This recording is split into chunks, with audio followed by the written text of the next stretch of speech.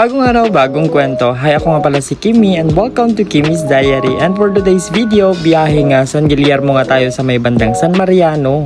Pupunta nga tayo doon at bibisitahin nga natin yung nanganak na baboy ng aking daddy Kes. But before that, dadan nga muna tayo sa kanilang bahay sa may San Pablo dahil nga kukunin natin yung daraka na kung saan nga idadala natin ito sa San Guillermo. Ito kong daraka ay ginagamit nga para panghalo ng pagkain ng baboy o sa mga feeds para hindi siya masyadong makonsumo. Binuot na nga yan ng aking daddy kaya sa ilalagay niya na nga sa may kotse at tara na, punta na tayo ng San Guillermo. Pag dito nga kami sa bandang Alicia dumadaan at nadadaanan namin ang simbahan ay hindi namin nakakalimutan talagang mag-pray para sa aming kaligtasan sa pagbibiyahe. At ayan na nga, diretso na nga tayo sa may San Guillermo at andito na nga tayo sa may Angadanan na kung saan papuntang Pegalo Bridge. Kapag ganito nga nagbibiyahe kami, feel ko talaga yung mga scenery. Ang ganda kasi dito sa may bintana ng sasakyan. Makikita mo nga yung ating kapaligiran. At konti na nga lang din yung ating bibiyahiin at andito na nga tayo sa may arko ng Welcome San Guillermo. Actually, nung huling punta natin nga ng San Guillermo at nakita natin ang arko na yan sa may Circle tayo pumunta ko sa Circle's Garden and Resort. Pero ngayon nga ay dadaanan natin siya. Actually, madadaanan natin siya pagpapunta tayo ng San Mariano. Pero dito nga, ilubikong muna tayo dito sa papuntang munisipyo dahil nga tanghali na dyan, hindi nga pa kami kumakain ng agahan at alas 12 na yata dyan. So kailangan muna namin kumain at maghahanap nga kami ng makakainan dyan. Dito nga sa may Sentro 1, papunta nga ng munisipyo. Actually, meron nga kaming nakitang kainan doon kaso walang parkingan kaya nga inikot muna namin siya para kapag nagpark nga kami doon sa harap ng kainan namin ay diretso na din yung aming biyahe papuntang San Mariano.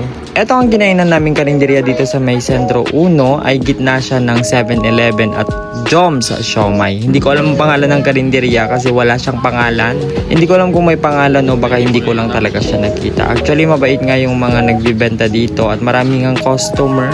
Napakasarap nga ng mga kanilang binibenta lalong-lalo na ngayong sisig at naubos ko at nakadalawa akong rice dyan na uy, diet yan. Dito nga may mga estudyante at may nakakilala nga sa akin na nag-vlog daw ako o nag-content nga ako tungkol sa Circle. Uy, sikat na yan, charot lang. Pero syempre, naisip ko lang din, uy, napanood nila, thank you naman. At sa pagpapatuloy nga ng ating biyahe ay madadaanan natin dyan yung Circle. Ito nga yung part na papasok dun sa may Circle na kung saan nga yan yung tatahaking nyo. Malapit nga lang yan sa may sentro. Kaya nga hindi na kayo lalayo at hindi na rin kayo maliligaw dahil nga gilid lang din siya ng kalsada. At dahil dyan nga dumiretso na nga tayo papuntang San Mariano. Pero bago nga kami makaharating ng San Mariano ay meron pa kaming dalawang barangay na dadaanan. Habang nga pinagpapatuloy namin ang aming biyahe ay napansin ko nga yung mga mais dito. Hindi maganda yung pagkakatubo. Tikag nga kasi at hindi pa nga masyadong umuulan. Kung uulan man pa konti-konti kaya walang diligang mga halaman o mga kamaisan. Dito nga madadaanan na natin ang unang barangay na dapat nating lagpasan. Ito nga yung barangay Tipacamo. Pagkaganda nga ng barangay na ito dahil nga maganda rin yung kanilang basketball court at meron din silang mga gasoline station dito.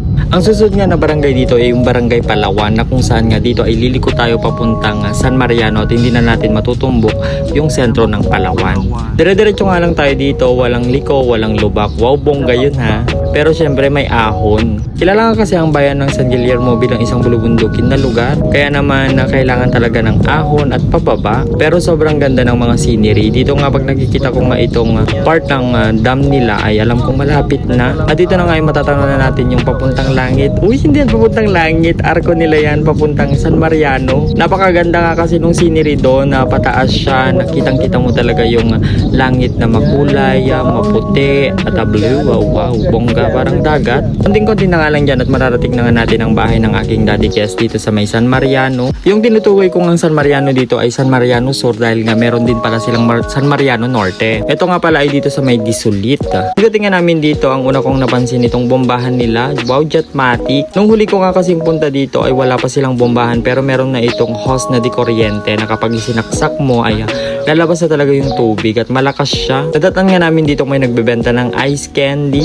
at syempre sa sobrang init ng araw napabili ang aking daddy. Dito nga rin pala si Tatay Idring na hindi ko alam na andito pala kaya pala hinahanap ko kanina sa may San Pablo ay wala akong nakitang Tatay Idring. At ito na nga pupunta na natin yung ating sadya dito na kung saan nga ititignan natin at Tatanungin kung ano pang pwedeng gawin dito sa mga baboy na bagong panganak. Kailangan nga nila ng mga injection, pagkain at marami pang iba. Nanganak nga yung baboy ng aking daddy Kes ng mga 7. Actually 8 yan kaso nga lang namatay, sayang naman. Pero syempre blessing na rin yan. Marami na rin talaga yung 7 kapag nga napalaki mo at naibenta mo. Malaki-laking pera din yun. Pero syempre habang pinapalaki mo siya gagastos ka din. Kaya ganyan lang talaga ang business, sugal. Maganda nga yung mga ganitong mga bagay na kung saan meron kang pinagkakaabalahan, meron ka ding negosyo dahil nga pagdating ng araw meron ka ding aanihin. Ito nga sa may bandang kulungan ng baboy sa may likuran ay napakagandang tanawin. Dito nga ay merong isang ilog na kung meron nga akong daladalang mga damit ay talagang maliligo ako at magtatampisaw. Kabado bente nga yung daddy Kes ko dyan dahil bumaba nga ako at baka kalain niya nga mahuhulog ako dahil hindi nga daw ako sanay sa ganyan. Uy, sanay ako. Galing din ako ng San Guillermo dati. Matagal nga din akong tumira sa San Guillermo sa may part ng San Francisco kila tita ko. Doon nga ako natutong magtanim ng mais,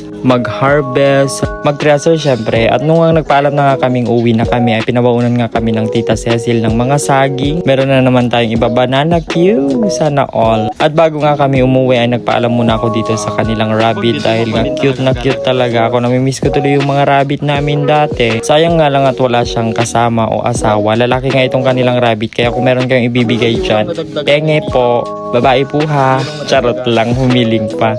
Yan lamang ang aming trip to San Guillermo sa Nangaya.